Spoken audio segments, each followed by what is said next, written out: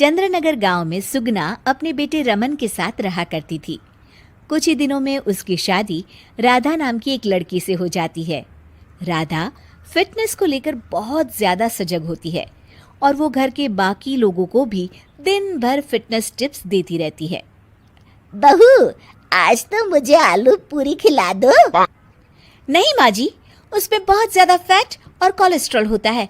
आपको तो मैं आज प्रोटीन सलाद बनाकर खिलाऊंगी। कुछ दिनों तक तो सब ठीक लगता है, मगर धीरे धीरे सुगना और रमन दोनों ही राधा की इस आदत से परेशान होने लगते हैं। राधा, मैं मानता हूँ हमें फिटनेस के प्रति सजग रहना चाहिए, मगर बाकी की चीजें भी खानी उतनी ही जरूरी है। रोज रोज प्रोटीन सलाद थोड़ी ना खाया जाता है। आपको तो खुद तला फला खाना है, माँ जी का तो आप बस बहाना बना रहे हो। देखो जी, जो आप खाते हो आप वही बन जाते हो। अरे मुझे ये सब ज्ञान मत दो राधा, मैं बस ये कहने की कोशिश कर रहा हूँ कि हर चीज खानी जरूरी होती है। तेल और घी भी खाना जरूरी होता है एक मात्रा में। खैर, तुम नहीं समझोगी। कुछ दिनों बाद तीज आने वाली होती है और सुगना अपने दोस्तों के लिए तीज पार्टी रखती है। अरे बहू, आज तीज है और मैंने कुछ सहेलियों को खाने पर बुलाया है। कुछ अच्छा सा उन सब के लिए पकाना। ठीक है माँ जी। शाम को सुगना की सब दोस्त आ जाती हैं। सुगना सबको अपनी बहू से मिलवाती है।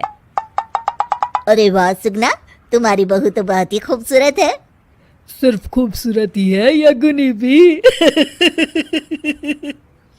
अरे नहीं नहीं, मेरी बहू बहुत ही संस्कारी है।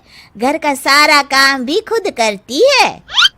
थोड़ी देर सब गप्पे मारते रहते हैं। फिर राधा टेबल पर खाना लगा देती है।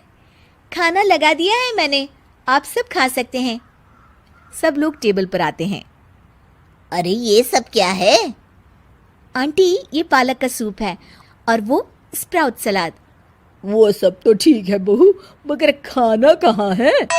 आंटी, यही खाना है, इससे हेल्थ भी बनी रहेगी और आप सबकी उम्र में तो यही खाना ठीक रहता है। हमारी उम्र मतलब? अरे हम कोई बुढ़िया थोड़ी ना हो गई हैं। और ओ सुगना, अगर खिलाना ही नहीं था तो हमको बुलाया ही क्यों? सब मूड खराब हो गया तीज के दिन, चलो यहाँ से। और ये सब बोलते हुए सब औरतें चली गई। अरे ऐसा क्यों किया राधा? मैंने बोला था ना कि कुछ अच्छा बनाना। तुम्हारे फिटनेस टिप्स हर जगह अच्छे नहीं लगते। आज तुम्हारी वजह से सब मुझे इतना सुना कर गई। जाओ, अब वो पालक सूप और सलाद खुद ही खाओ। उधर रमन भी राधा की इस आदत से बहुत परेशान हो जाता है, क्योंकि वो रोज उसके टिफिन में कोई ना कोई सलाद बनाकर देती और दाल देती। और एक शाम जब रमन ऑफिस से लौटता है तो अचानक गुस्से से आग बबूला हो जाता है। राधा, ओ राधा! आ रही हूँ, चिल्ला क्यों रहे हो? चिल्लाऊंगा ही ना, आज ऑफिस में मैं बेहोश हो गया था। अरे मगर क्यों? अरे तुम जो फिटनेस के नाम पर रोज ही सलाद और दाल देती हो ना, टिफिन में उससे मेरा पेट नहीं भरता और मुझे वीकनेस की वजह से चक्कर आ गए। मगर उसमें तो प्रोटीन होता है। हर चीज लिमिट में अच्छी लगती है राधा, चाहे वो फिर प्रोटीन ही क्यों ना हो। उसके अलावा भी सबकी मात्रा खाने में जानी चाहिए। मैं तो बस आप सबकी सेहत के लिए ये सब करती हूँ। अरे इतना भी मत करो, हमें खुला छोड़ दो थोड़ा। थोड़े दिनों बाद एक दिन जब सुगना मंदिर से लौटकर आ रही होती है तो अचानक से गिर जाती है और उसकी सब उंगलियां और हाथ पैर जोर से अकड़ जाते हैं। कुछ लोग मिलकर उसे घर छोड़ जाते हैं। घबराई हुई राधा तुरंत डॉक्टर को बुलाती है। डॉक्टर साहब, माँ जी को क्या हो गया है? इनका पूरा चेकअप करना होगा।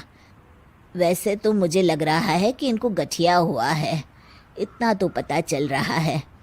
गठिया? बाप रे! हाँ, गठिया। इनके घुटनों और सभी जोड़ों में जो लचक, जो चलने फिरने के लिए ऑयल चाहिए ना, वो अब नहीं है। अरे कैसी बातें कर रहे हैं आप? मैं तो इनकी सेहत का बहुत ख्याल रखती हूँ, रोज प्रोटीन सलाद खिलाती हूँ और सूप भी। मतलब ये बिल्कुल भी ऑयल या घी नहीं खाती? नहीं नहीं। अरे कैसी बातें कर रही हैं आप? खाने में एक मात्रा में घी या ऑयल का होना बहुत ही आवश्यक होता है। अगर वो पेट में नहीं जाएगा तो जोड़ों में जो ग्रीस होता है वो खत्म हो जाता है। ओह, ऐसा क्या डॉक्टर? माँ जी ठीक तो हो जाएंगी ना? हाँ हाँ, हो जाएगी। थोड़ी देर बाद रमन भी ऑफिस से आ जाता है। क्या हुआ माँ? कुछ नहीं बेटा, बस ऐसे ही गिर गई थी। ये सब मेरी गलती की वजह से हो रहा है, मुझे माफ कर दीजिए आप दोनों। राधा रमन को सब कुछ बताती है। I am sorry Raman. अति हर चीज की बुरी होती है राधा, इसलिए मैं तुमको बार बार बोला करता था। तुम्हारी फिटनेस के प्रति जागरूकता अच्छी लगती है, लेकिन शरीर में हर तरह की प्रोटीन जाना भी जरूरी है। जी, आप बिल्कुल सही कह रहे हैं, मुझे माफ कर दीजिए। मैं अपने हाई क्लास फ्रेंड के दिखावे और बहकावे में आ गई थी। मैं दोबारा ऐसा कभी नहीं करूँगी और माँ जी का ख्याल डाइट चार्ट के मुताबिक ही रखूँगी। ये हुई ना बात। अब मेरे लिए आज अपने हाथों से देशी घी के गर्मा गर्म आलू के पराठे बना दो, तो ही मैं माफ करूंगा तुम्हें।